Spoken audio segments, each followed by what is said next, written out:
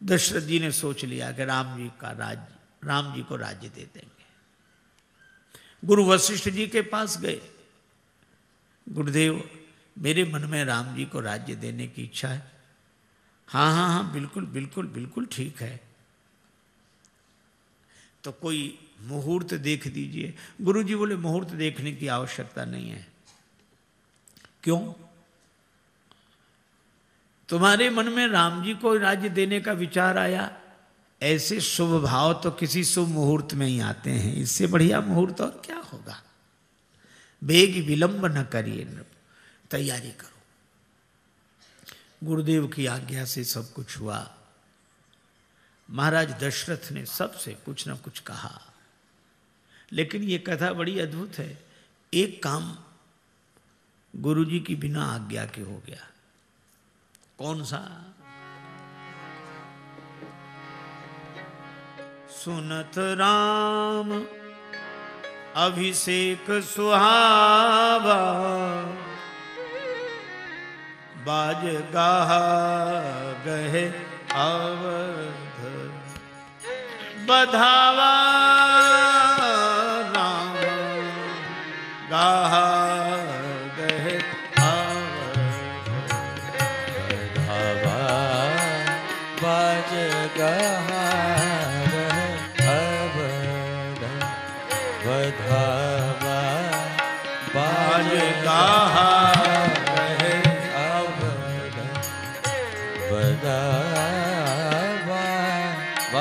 गाहा अवध, बधावा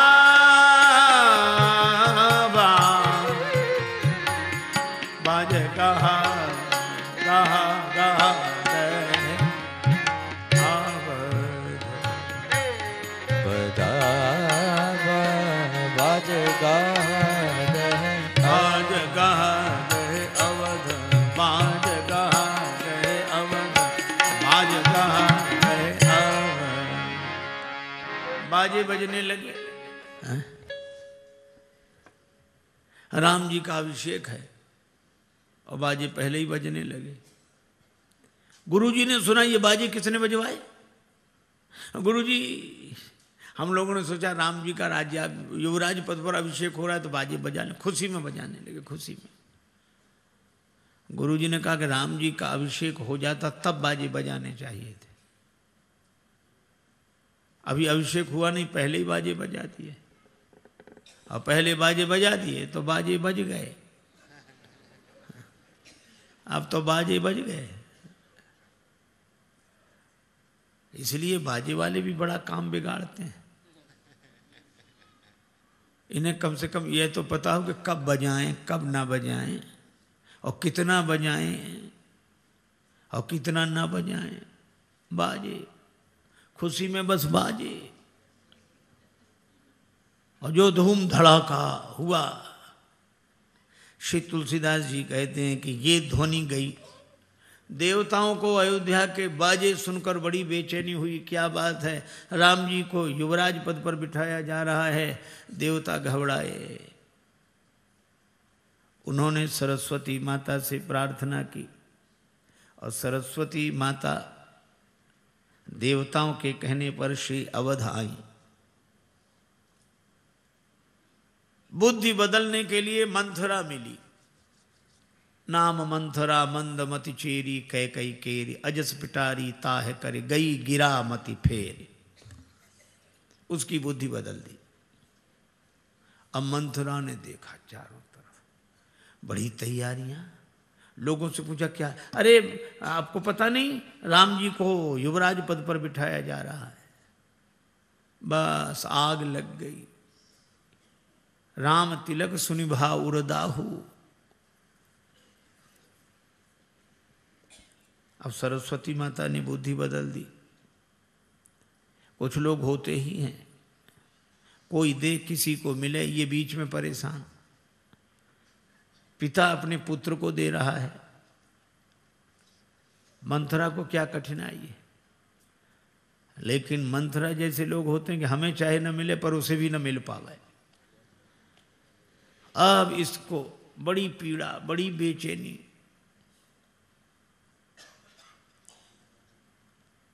श्री तुलसीदास जी मन की टीवी का वर्णन करते हैं। क्षय रोग, एक मन का क्षय रोग होता है। कैसा? पर सुख देख जरनी सोई क्षयी, दूसरे का सुख देखकर अपना जी जलने लगे, समझ लो क्षय रोग है। और आज का आदमी अपने दुख से उतना दुखी नहीं है जितना कि दूसरे के सुख से दुखी है। मंथरा राम जी के सुख से दुखी हो रही है, गई कैकेयी जी के पास मुंह फुलाकर बैठ गई। कैकेयी जी ने, क्या बात है मंथरा? हंस कह रानी गाल बड़ो तोरे, मार्ग में लक्ष्मण जी मिल गए थे क्या? नहीं, फिर की ये हालत क्यों बना रखी है? वो सांस ले, बोले नहीं। टीवी के मरीज का भी यही लक्षण होता है, वो बोलता कम है, वो सांस ज्यादा बढ़ता। हाँ, ऐसे करे। कैकेयी जी घबराई कि कुशलता तो है, राम जी कुशलता से, महाराज दशरथ कुशलता से हैं, भरत लक्ष्मण। मंथरा बोली, राम जी को छोड़कर और किसकी कुशलता है?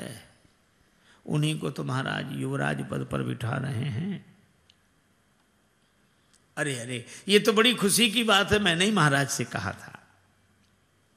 इतना सुंदर समाचार सुनाया, तुझे तो पुरस्कार देना चाहिए। और मंथरा बोली, तुम्हें पुरस्कार की पड़ी, अपने बेटे की चिंता नहीं है? पूत विदेश न सोच तुम्हारे। अब देखो, मंथरा ने भक्ति की जगह कैकेयी माता के मन में आसक्ति जगाई। पहले तो कैकेयी माता ने डांटा कि दोबारा ऐसी बात कही तो जीभ निकलवा लूंगी, घर फोड़ी कहीं की। मंथरा चुप हो गई। फिर माता कैकेयी समझाने लगी, नहीं नहीं ऐसा नहीं है, मैं दूसरी बात क्या दूसरी जीभ लगाकर बोलूं? लेकिन आप जानती हैं, राम जी का राज्य होने दो, भरत बंदी गृह से ही हैं, भरत जी बंदी गृह में रहेंगे। राम तो ऐसा नहीं करेगा भरत के। राम जी को कौन दोष दे रहा है? लखन राम के ने, राम जी के राज्य में हुकूमत तो लक्ष्मण की चलेगी, यही होगा, देख लेना। कांप गई कैकेयी माता। और ये कथा केवल इतना ही बताती है कि टीवी का रोग ऐसा संक्रामक रोग है कि पहले तो असर नहीं होता, लेकिन अगर कोई रोगी के पास बराबर बैठता उठता रहे, असावधानी हो जाए तो रोगी का रोग उसमें भी आ जाता है। तो कैकेयी जी पर पहले असर नहीं हुआ, बाद में हो गया। मैं क्या करूं? तू कहे तो कुएं में गिर जाऊं, परों कूप तू वचन पर सकूं पूत पति त्याग। पहले माताएं बड़ी धमकी देती थी, कुएं में गिर जाऊंगी। आजकल नहीं कहती, कुएं ही नहीं बचे।